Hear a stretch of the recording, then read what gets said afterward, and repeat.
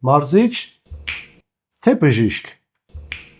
Արի պատկերացնենք, որ դու վերջապես որոշել ես մարզվես։ Դիմել ես ամենաճանաչված ու փորձառու մարզչին։ Ունես առողջական որոշակի խնդիրներ, որոնց մասին նրան տեղյակ պահելուց հետո նա սկսում է քեզ դեղամիջոցներ առաջարկել, խելացի դեմքով անալիզի պատասխաններ կարդալ եւ բուժումներ անել։ Դու իհարկե շատ տպավորված, ոգևորված ու գոհ ես։ Մտածում ես շատ լավ մասնագետի ես դիմել, ով նույնիսկ բժշկից ավելի շատ գիտի։ Բայց իրականում դա սխալ է։ Դա նույնն է, ինչ մտնես մթերային խանութ շինարարական ապրանքներ գնելու համար։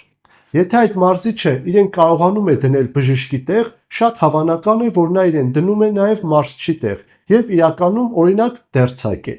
Այնպես որ քեզ համար ամենակարևոր բանը առողջությունը մի վստահիր այն մարդկանց, որոնք դրա մասնագետը չեն։ Եկեք թողնենք, որ ամեն մարդ զբաղվի իր գործով։ Բժիշկ-դիետոլոգը կազմի հատուկ առողջական խնդիրներ ունեցող մարդկանց համար դիետաներ, դե իսկ մարզիչը հետևի վարժությունների տեխնիկային, կազմի մարզումների եւ սննդային պլան, հաշվի առնելով առողջական խնդիրները։ Դե ինչ, հիմա արդեն գիտես։